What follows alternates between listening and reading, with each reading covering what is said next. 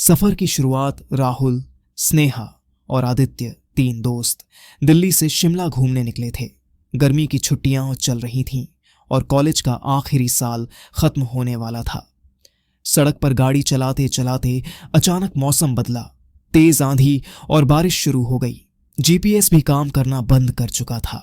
तभी आदित्य ने देखा, एक टूटी फूटी सड़क के किनारे बोर्ड टंगा था, राजगढ़ हवेली 2 किलोमीटर।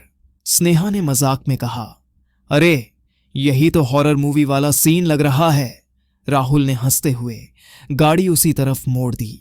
दोनों तरफ घने देवदार के पेड़ थे और बीच में टेढ़ी मेढ़ी सड़क।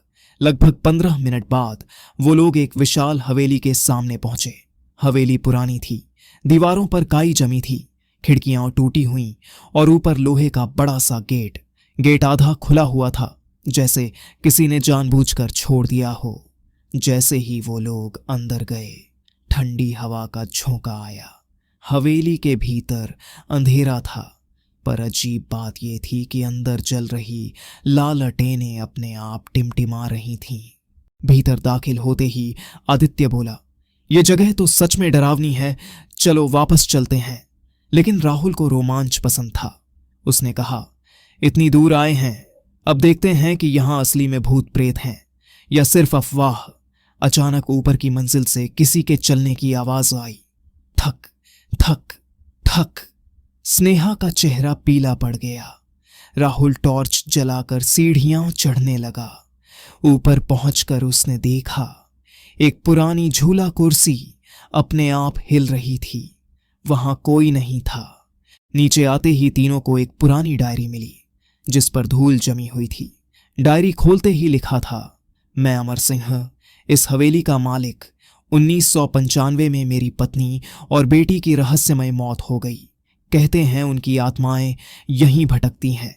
जिसने भी इस हवेली में कदम रखा कभी जिंदा वापस नहीं गया। डायरी की आखिरी लाइन थी, अगर ये पढ़ रहे हो तो देर होने से पहले भाग जाओ। इतना पढ़ते ही हवेली की सभी दरवाजे अपने आप बंद हो गए। चारों तरफ घुप अंधेरा छा गया। ऊपर से किसी औरत के गाने की आवाज आने लगी, धीमी लेकिन बहुत दर्द भरी। स्नेहा कांपते हुए बोली, ये किसी औरत की रूह है। अचानक सीढ़ियों पर एक सफेद साया दिखा। उसकी आंखें लाल जल रही थीं और चेहरा धीरे धीरे सड़ा हुआ लग रहा था।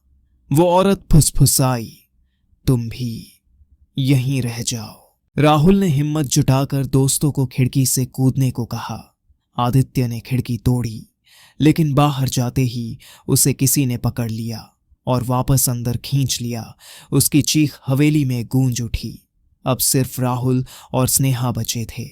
वो दोनों भागते भागते बेसमेंट में पहुंच गए। बेसमेंट में कंकाल पड़े हुए थे, शायद वो लोग जो कभी यहां फंसे थे। तभी पीछे से वही औरत प्रकट हुई। अब उसका चेहरा साफ दिख रहा था।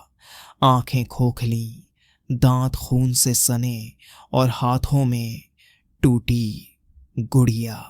स्नेहा ने हिम्मत करके औरत से पूछा, तुम हमें क्यों मारना चाहती हो? औरत चीख कर बोली, मैं अपनी बेटी को ढूंढ रही हूं। जिसने भी मुझे धोखा दिया, मैंने सबको यहां रोक लिया। अब तुम भी यहीं रहोगे। राहुल ने देखा, वो टूटी गुड़िया वही थी जो हवेली के बाहर पेड़ के नीचे रखी थी। शायद वो उसकी बेटी की आखिरी निशानी थी। राहुल ने गुड़िया और औरत की रूह को मिलाने की कोशिश की। जैसे ही औरत ने गुड़िया छुई, अचानक एक चीख गूंजी और वो राख में बदल गई। दरवाजे अपने आप खुल गए। राहुल और स्नेहा किसी तरह बाहर भाग निकले। लेकिन जब गाड़ी स्टार्ट हुई तो पीछे की सीट पर आदित्य बैठा हुआ था। उसकी आंखें अब लाल थीं। उसने धीरे से कहा, तुम सोचते हो तुम बच गए।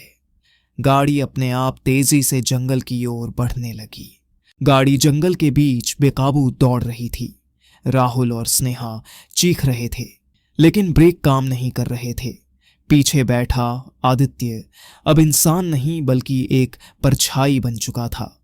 उसकी हंसी गाड़ी के अंदर गूंज रही थी, कोई यहां से कभी नहीं बच सकता। अचानक गाड़ी एक बड़े पेड़ से टकराई। राहुल की आंखें धीरे धीरे खुलीं। वो हॉस्पिटल के कमरे में था। पास ही स्नेहा बुरी तरह घायल लेटी थी। डॉक्टर ने बताया, आप दोनों को सड़क किनारे बेहोश पाया गया। आपके साथ और कोई नहीं था। राहुल चौंक गया। आदित्य कहाँ है? वो तो हमारे साथ था। डॉक्टर ने सिर हिलाया।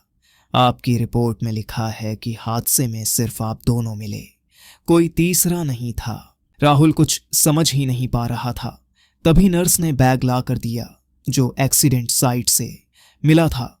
राहुल ने बैग खोला और उसके अंदर वही टूटी हुई गुड़िया थी।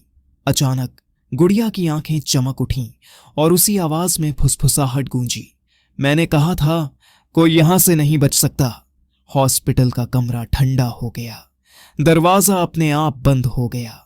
लाइट्स टिमटिमाने लगीं और परछाई फिर से सामने आ गईं। राहुल और स्नेहा समझ गए। हवेली से निकलने का मतलब ये नहीं था कि वो बच गए। हवेली की आत्मा अब उनके साथ हर जगह थी। कहानी वहीं खत्म होती है जहां डर शुरू होता है।